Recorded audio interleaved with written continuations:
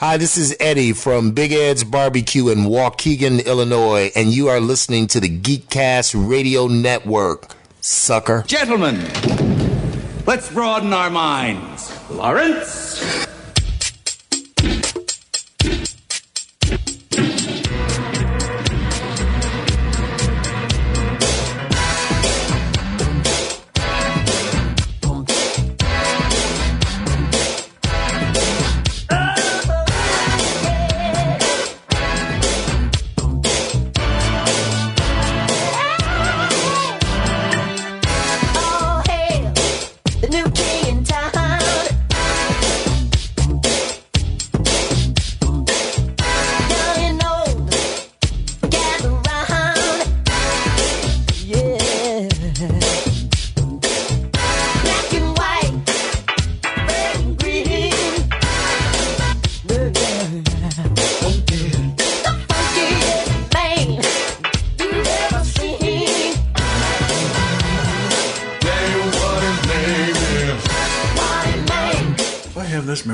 Yes, I do.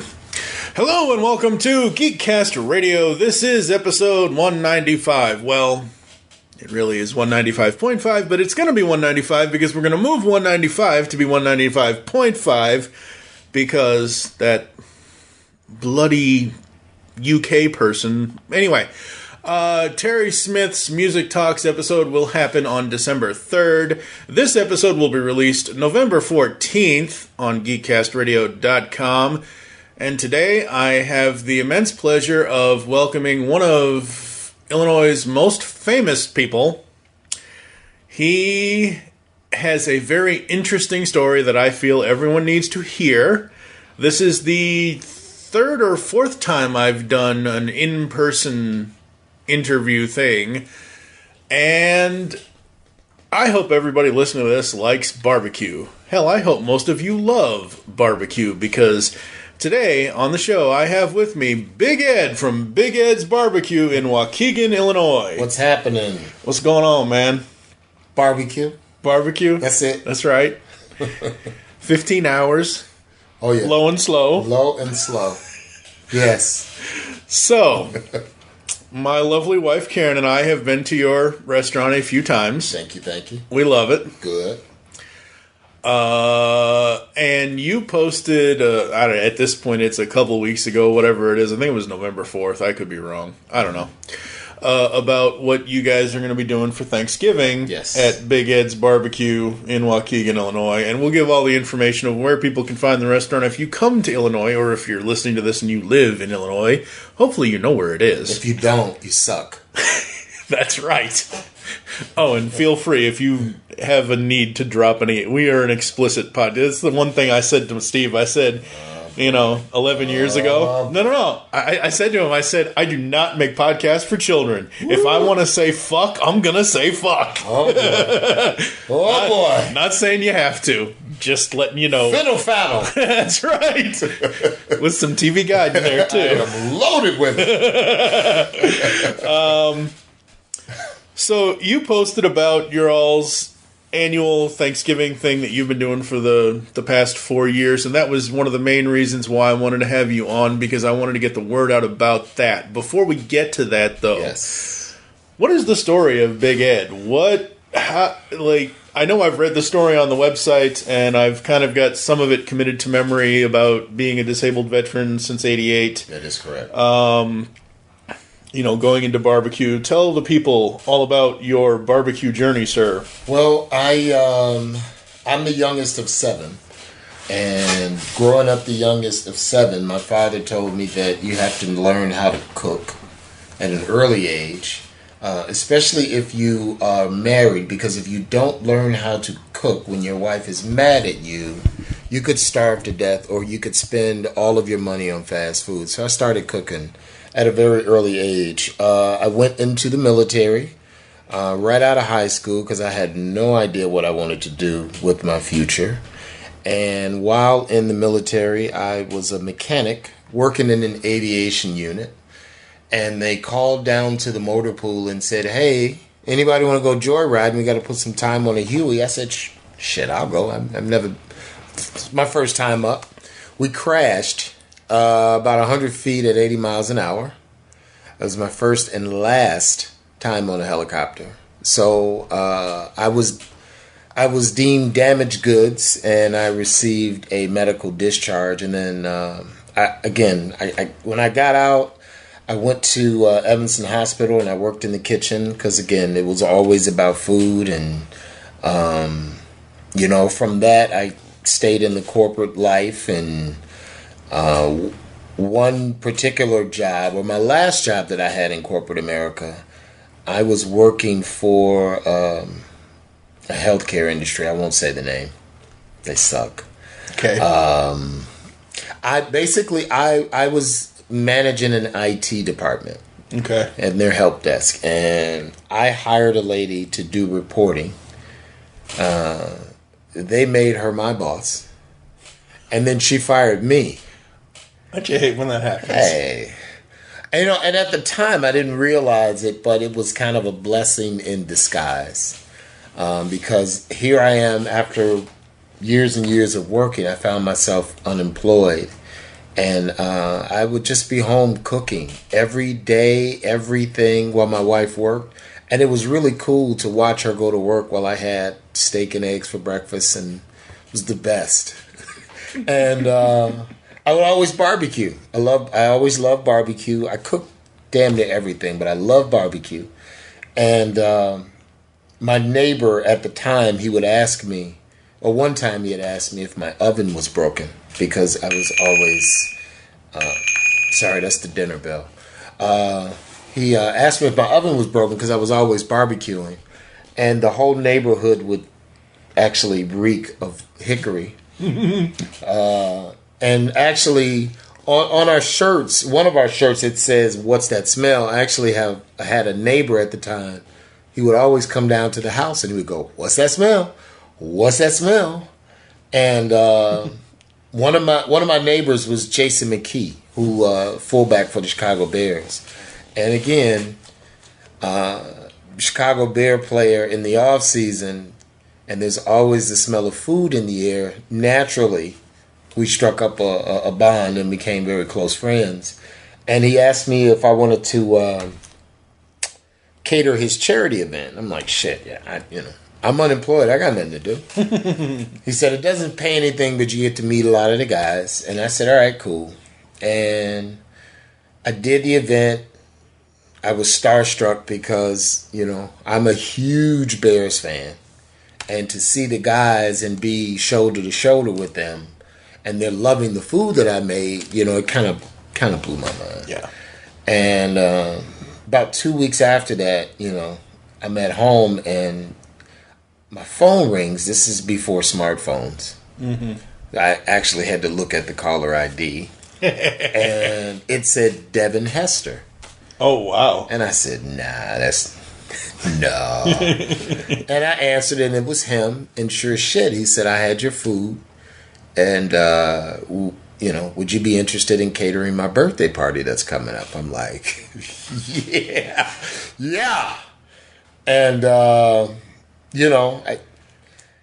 did his party. A couple weeks after that, I got another Bear player. Hey, I had your food at Devon's. And it just kind of gave me the courage to just kind of jump out there. And, we emptied out our savings account and borrowed against credit cards and did everything and found a place in North Chicago. And we opened up, and it was real slow. It was really slow when we first started. And about 3 months into it, someone from the bank comes in and says, hey, don't pay your landlord anymore. He defaulted on the loan. Pay us. We own it now.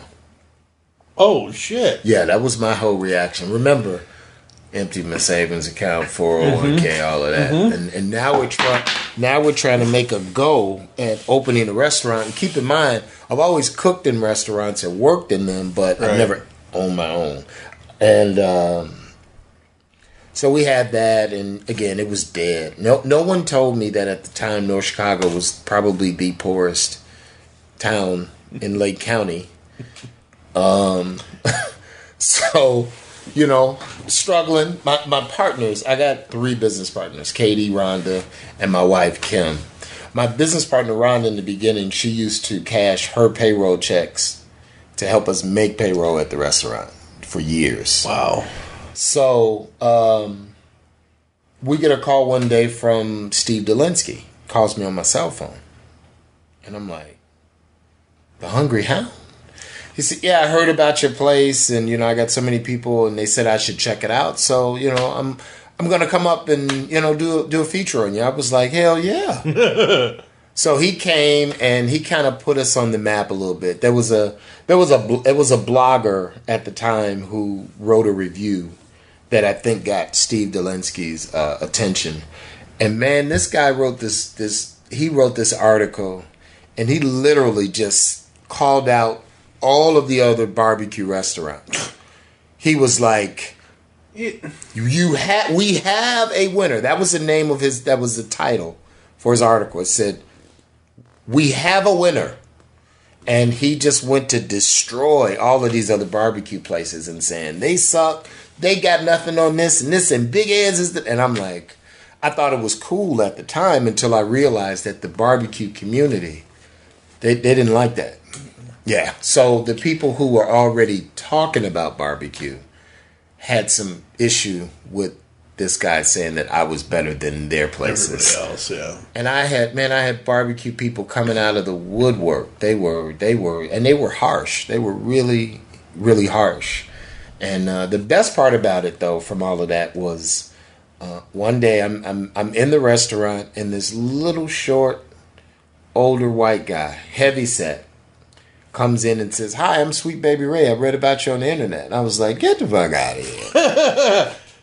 You're not Sweet Baby. Isn't he black? And he laughed, and he says, you know, and then he starts, you know, passing out these little stuffed animal pigs with Sweet Baby Ray catering on it. And I was like, I can't believe that I'm here with Sweet, you know.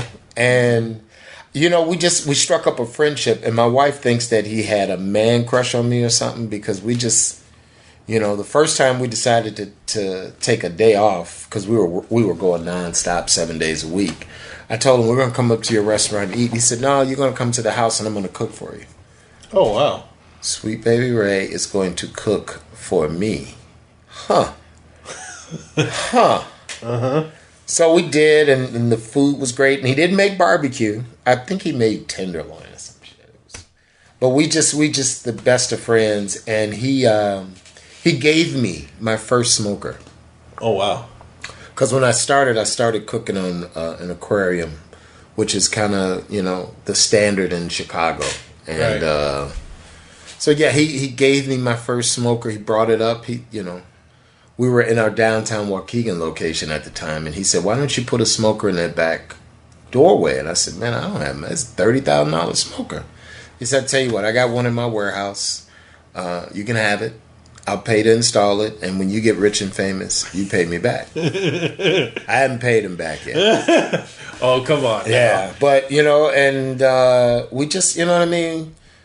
We've been, you know, on a lot of different shows and voted best this and best that, and we work really hard at it. My son works there. I've got a couple good people that's been working with me for years, and barbecue's tough. It's a tough business, man. You know, yeah, it's a lot of hours. It's a tough meat to crack. Yes, it is. Yes, it is. And it's one of those things where Karen and I, she knows about Check Please. Oh, yeah. On PBS, and they had featured you guys, and that's how because I'm not from Chicago. Right, I'm from Boston originally, and I've been living in Louisville, Kentucky for 25 years. I've been here for 2 years now. So I like barbecue. There you go. You know, I've loved barbecue every now and then kind of thing. And barbecue loves you back. And I'm like, okay, sure, we'll go check it out. And first thing she points out to me was nothing about barbecue on your menu. Yeah. It was like, hey, look at this. They have a burger challenge. I wonder if what's his name, Adam Richmond, ever did it. I don't think he did. No, he didn't do it. But it would give him the smackdown. Just saying. So here's the funny thing. My co-creator, Stephen C. Phillips, now formerly of Michigan, now lives in Colorado. I told him about that you were coming here to do the show. And I told him, I said I was going to joke with you and joke with Katie about oh, wouldn't it be great if I could do the burger challenge at home in my own house? No, I know. But it's one of those things where my wife looked at me, Karen's like, no. Why are we paying $120 a month to go to Lake Forest Health Club if you're going to eat that burger challenge? I said, no, I know. It's a joke. It's a whatever. Yeah. It's a this, it's a that. But I'm like, that would be so cool because that way we wouldn't have to carry the leftovers home. We could just put them in the fridge downstairs. But Steve's like, I could do that. But you do know about if you don't do it. Yeah. If you don't complete it. Yeah, it's on the weenie wall. It's a weenie wall. Yeah, so tell people about this. Well, it's so it's the Sheriff Matthew Burger Challenge, right? Yeah, and again, it's funny. There was a guy. We got to the point to where when we first started doing this, we started it in North Chicago, and we used to just do a triple cheeseburger, which we thought was insane by itself, And there were some kids that came in, and we got to jaw jacking and shooting the shit, and and they were like, "This isn't big enough." I was like, "All right." I said, "What's your name, son? What's your name?" He said, "I'm Kyle." I said, "Okay, Kyle. You come back on Saturday. I'll make you a double triple. You eat it. I'll put you. And I'll take it. Yeah. I'm thinking I'm never gonna see this kid again in my life. So I'm in the office on Saturday. Sure as hell. Matthew comes in. This kid is here. Kyle. Kyle's here. Yeah, Kyle. So I come out. He's got 4 of his friends with him. He pulls his shirt off, and he's got a T-shirt that says the Mr. Kyle Challenge written on the T-shirt. Oh wow!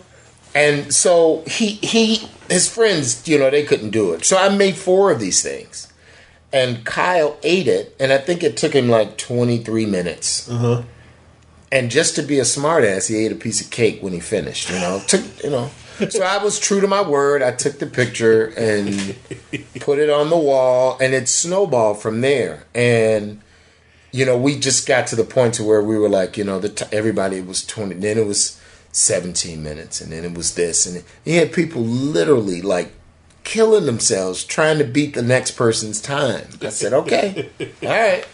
So finally we said, okay, let's make it a little bit more interesting. We'll put a time limit on it. And if you finish it in 10 minutes, it's free.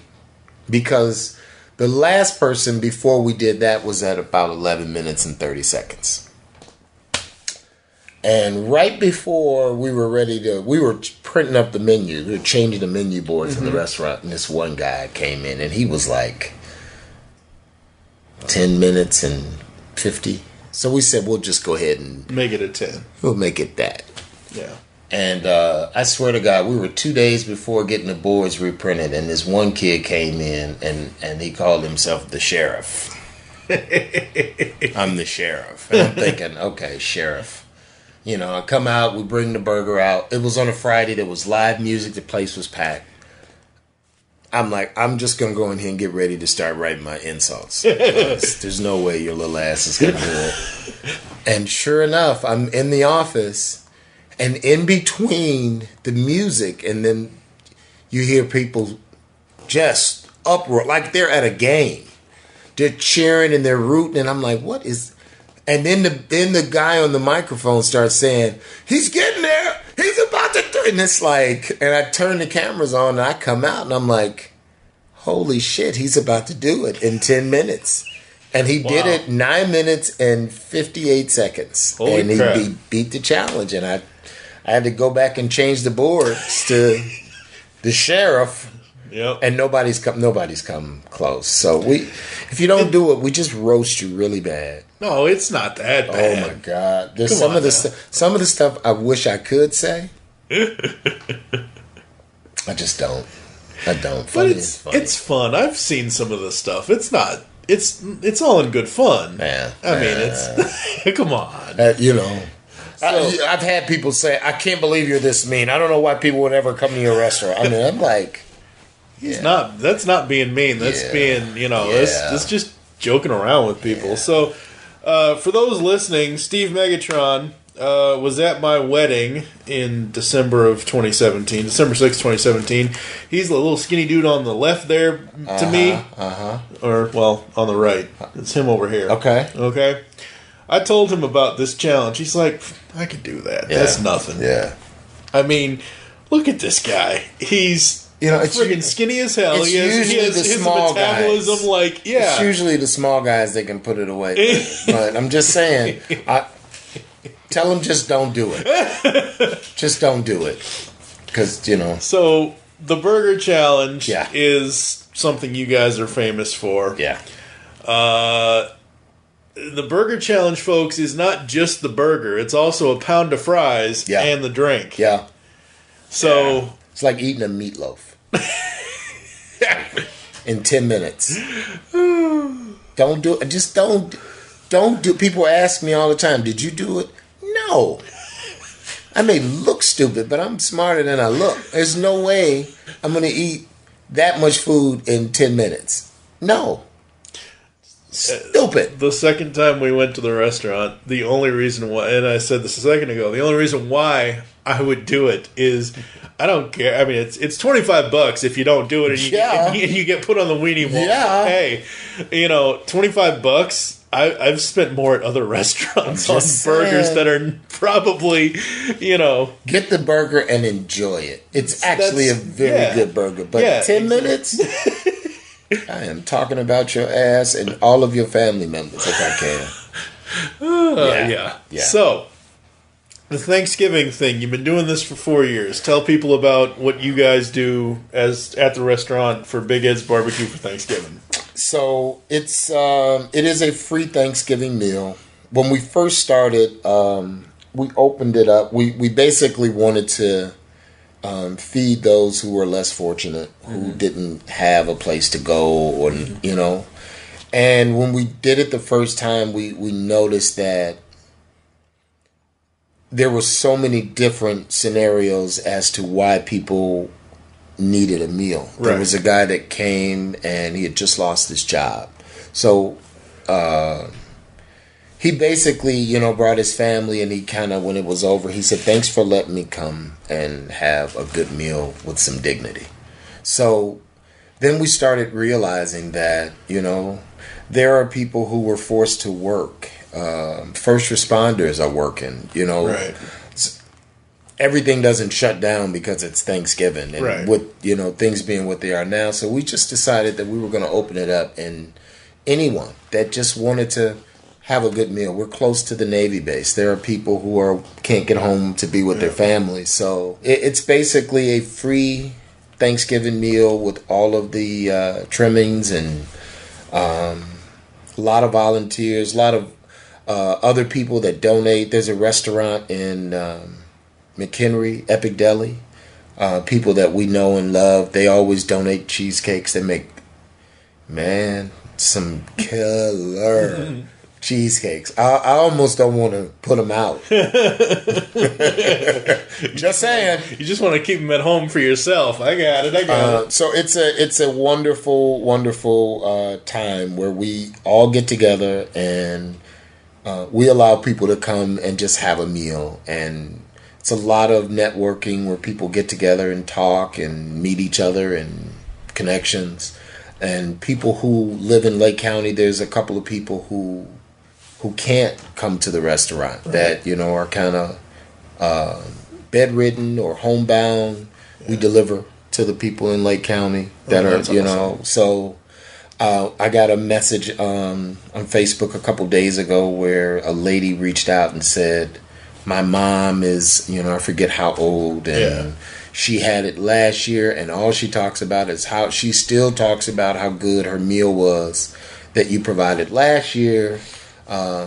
She had a stroke this year, and she still, as she's recovering, is making sure that we bring that meal. So that'll be one that I'll deliver myself and go and spend some time with her. And so it's that. It's that feeling of community and camaraderie and giving back. Yes, you're in the restaurant business to make money, but it's also more than that because you're a family business. Yes. You're not McDonald's or whatever. You know, and don't get me wrong, McDonald's does some good stuff, even though their CEO doesn't. Oops. Yes. Oops. Sorry. You know. He did some good stuff. That's why he got fired. Giggity, giggity, giggity. Oh, boy. Yeah, that's a topic for another show. But, you know, family, local community. Like I said, you're not a chain. Yeah. You've got the Waukegan restaurant. Do you still have the North Chicago location? No, it's just the Waukegan, the Fountain Square location. And, you know, it's kind of like what I was saying before. When we first opened, man, we were struggling. We almost lost it twice. We almost, you know what I mean? We weren't making enough money to pay our bills, to pay our taxes. And for us to still be here 11 years later, it's kind of like our way to say thank you to the community that has continued to support us, because, you know, where we are now, man, we're surrounded by Fortune 500 restaurants and businesses in general. And they come to see us by choice. You know, they stand in those long lines and happily order their food. So it's, you know, we're very fortunate. And I think that it's important that we give back, you know, to the community. And we have leftovers. We feed first responders, police, fire. We call up all of the different areas and call them and say, hey, can you send someone over? I haven't got a speeding ticket in so long. It's pretty freaking awesome. Just saying. Well, you know, you feed the police. It's not what it was meant for.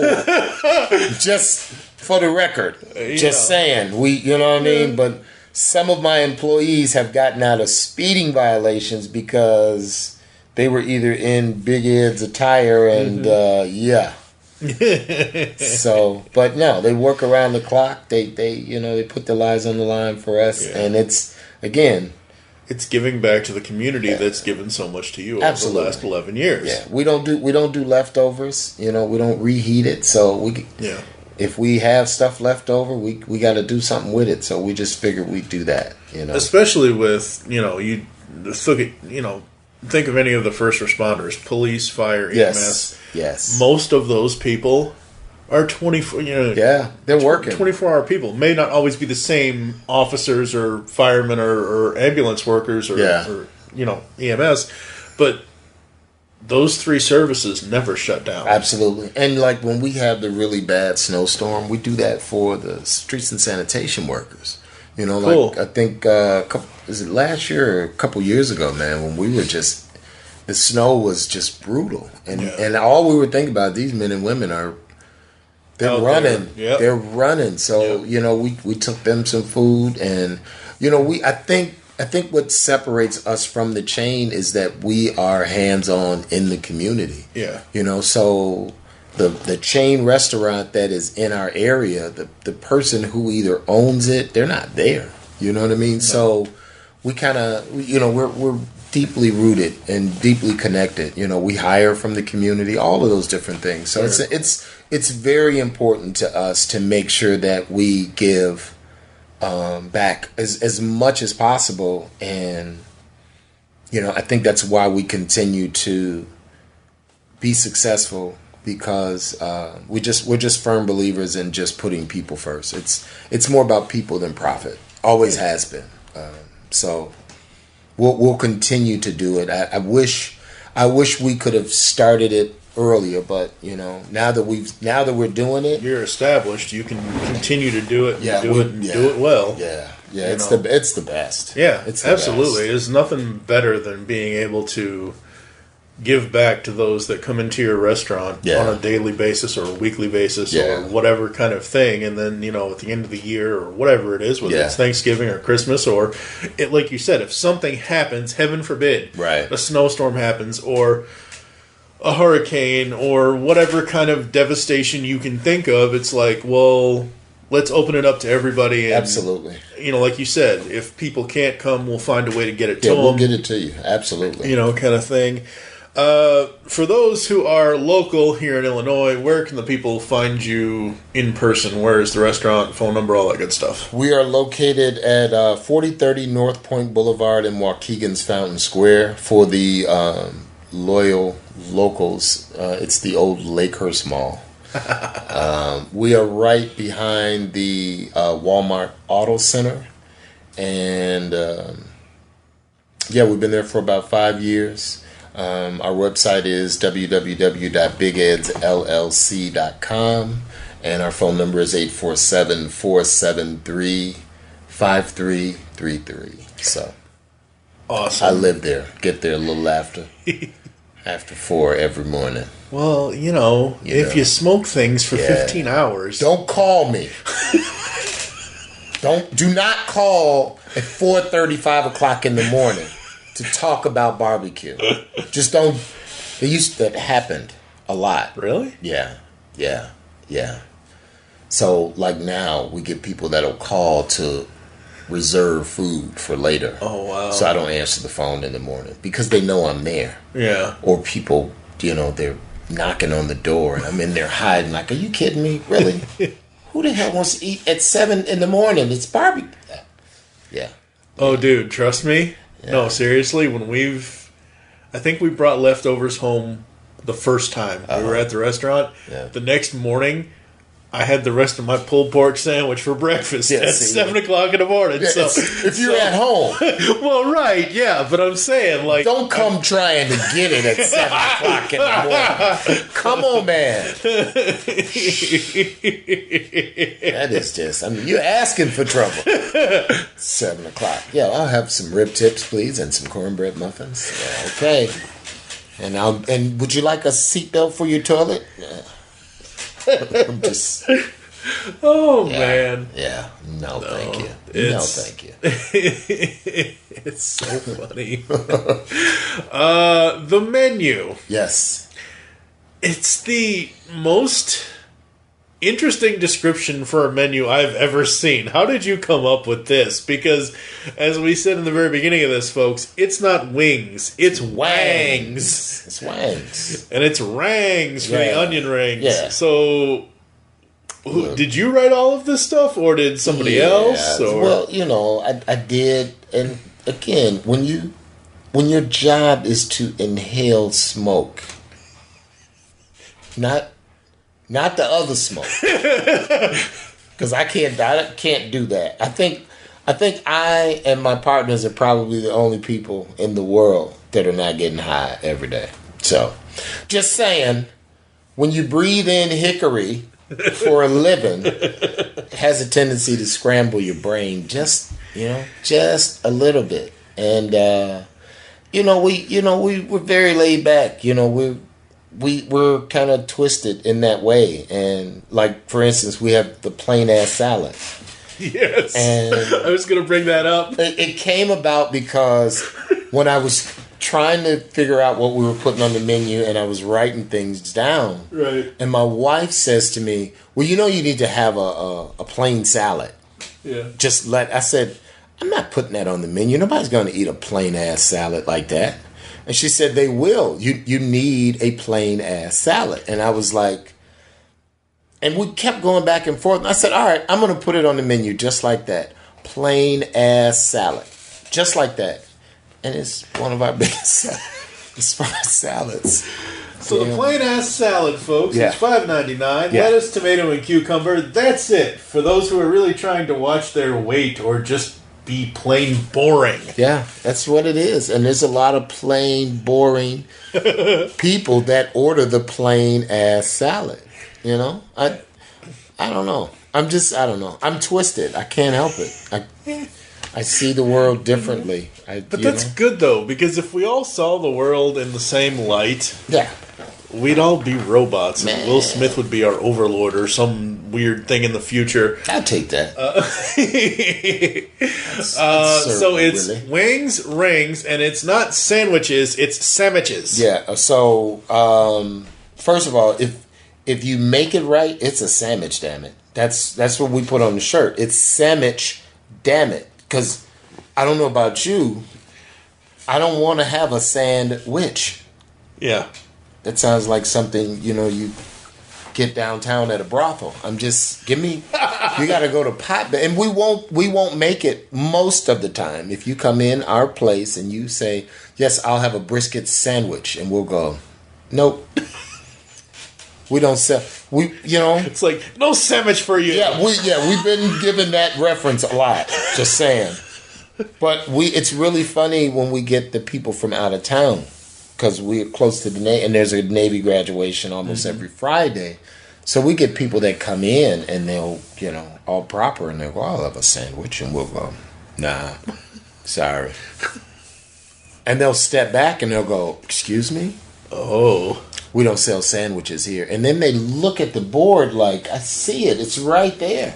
And the people who know, they're behind them go, say sandwich! Say sandwich! Damn it. Yeah. So, I mean, if you make it right, that's me growing up, man. Let me get a sandwich. That's awesome. Sorry, that's my hood influence. Hey, and you're right. I mean, it sounds like sandwich sounds like you're going to... Sounds like a bad date. Yeah, I was going to say, it sounds like you're going to have a bad date with a witch dressed up as Sandman or something. It's a bad date. Man, I went on a blind date, man. She was a total sandwich. Just saying. Sandwich. No, it's a sandwich. I am so cutting that part out of this and using it in the future that's just hilarious. Just saying. So you have this other one that I want to talk about because it's actually what I will be having for dinner tonight, minus the mustard, onions, and pickles. Oh my God! You cut out the best part. No, that's the worst part for me. I cut out all the gassy parts. Oh man, hey man, the gas is not really your problem. That's everybody else's thing to deal with. Just saying. Sadly, I don't go out much, and my wife and I are the only ones here. I mean, that's true love. That's true love. That's when you know. That's when you know. Exactly. When you can have a bowl of chili and wash it down with a glass of milk and she won't leave. That's right. She may go to another area of the house, but she's still there when you wake up. Exactly. She won't leave. So the after-work burger. Yes.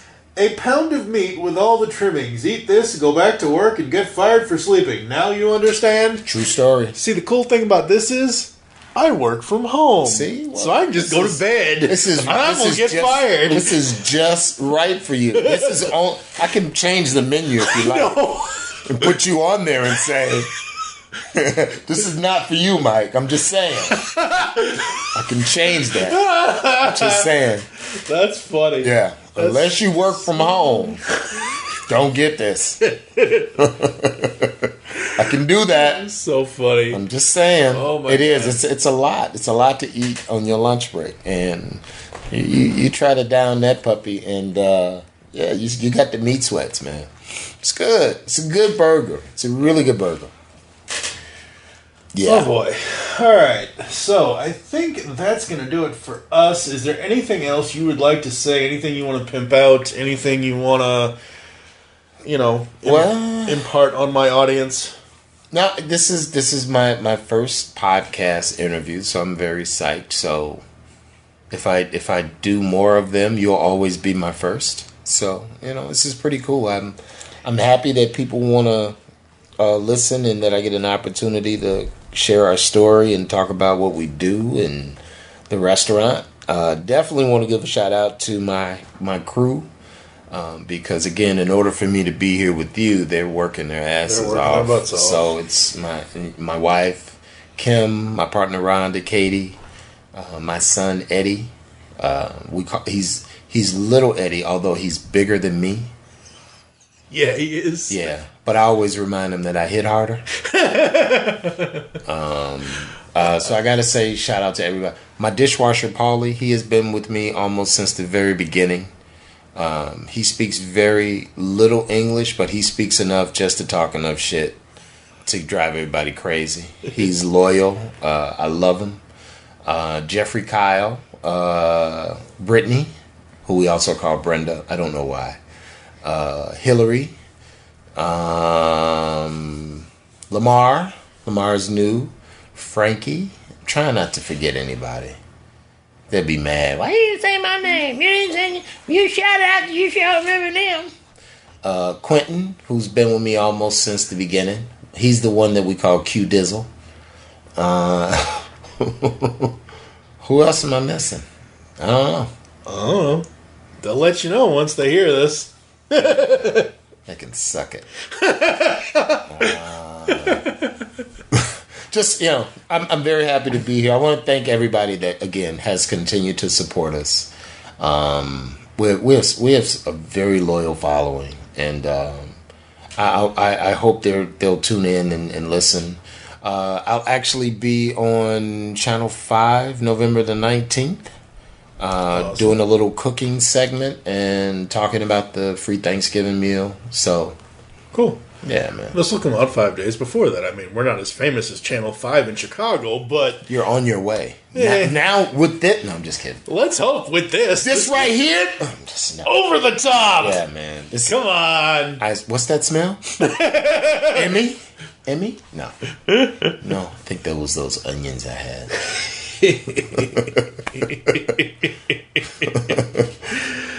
I'm like, oh shit. So, yeah, it's a real treat. Thank you. Thank you so much for being here. Thank you for everything you're doing for the community and all that. November is a time to be thankful, folks. All year long, really. All your life, you're supposed to be thankful. But it seems to me that everybody pulls out the 30 days of what I'm thankful for, obviously in November for Thanksgiving and whatever else. And I'm one of those people that at my age, I'll be 40 in February, but at my age, I'm over Halloween. I'm not a horror person. Yeah. I'll eat the candy. That's about it. I'll buy the candy to give the candy out, and then I'll turn my light off, and they know. That was the funniest thing. I read an article recently where it says, tips for parents with trick-or-treaters.